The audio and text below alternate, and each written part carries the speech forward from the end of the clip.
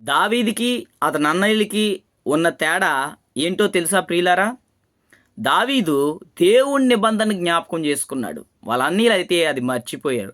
గొలియాతు వచ్చి దేవుణ్ణి, దేవుని సైన్యాన్ని తిరస్కరిస్తూ ఉంటే దావీదు మాత్రము అక్కడ సమూయేలు రాసిన మొదటి గ్రంథము 17 అధ్యాయం 26వ వచనములో దావీదు జీవము గల దేవుని సైన్యమును తిరస్కరించుటకు ఈ సున్నతి లేని ఫిలిష్తీయుడు ఎంతటి వాడు, వాణ్ణి చంపి ఇజ్రాయేల్లో నుండి ఈ నింద తొలగించెదను.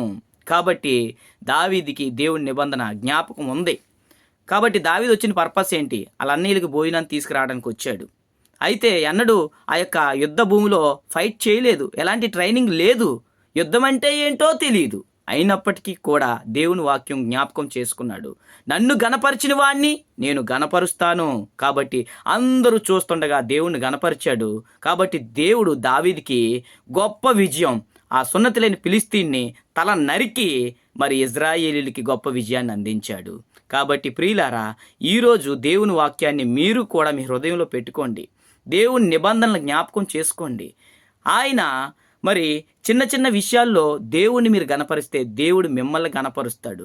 మీ ఎదుట ఉన్నది ఆకాశం అంత ఎత్తైన ప్రాబ్లం అయినప్పటికీ, భూమి లోతైన ప్రాబ్లం అయినప్పటికీ, అది ఎలాంటిది అయినప్పటికీ దేవుడు నీలో ఉన్నాడు. నీలో ఉన్నవాడు లోకములో ఉన్నవాడి కంటే గొప్పవాడు.